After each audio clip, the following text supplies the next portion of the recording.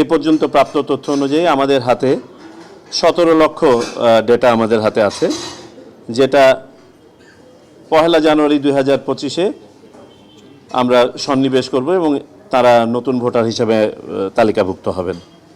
তবে আমাদের পূর্ব অভিজ্ঞতা থেকে দেখা গেছে যে এই ডাটাটা সবসময় পূর্ণাঙ্গ হয় না, কারণ অনেকেই অফিসে এসে তারা নিবন্ধন কাজটা সম্পন্ন করেন না। এবং আমরা একটা স্ট্যাটিস্টিক্যাল ফোরকাস্টে দেখতে পাই যে আনুমানিক 45 লক্ষ হতে পারত এই সংখ্যাটা।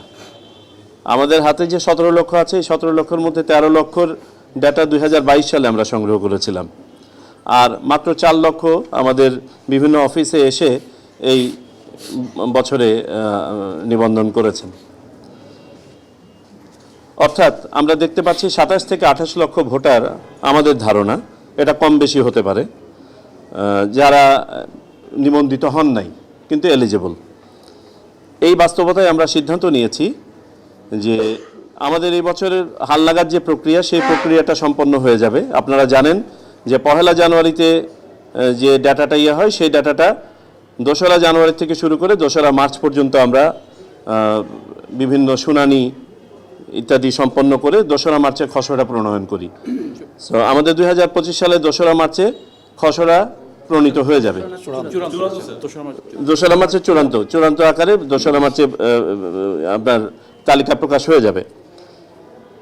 কিন্তু যারা বাদ পড়লো, আমরা চাই যে তারা আমাদের ভোটার তালিকায় সন্নিবেশিত হোক।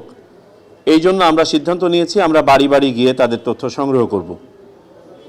এই বাদ পড়া ভোটাররা ছাড়াও আমরা 2025 সালে যারা ভোটার হবেন, অর্থাৎ 2026 সালের 1 জানুয়ারি পর্যন্ত যারা ভোটার হবেন, তাদের তথ্যও আমরা বাড়ি বাড়ি গিয়ে সংগ্রহ করব।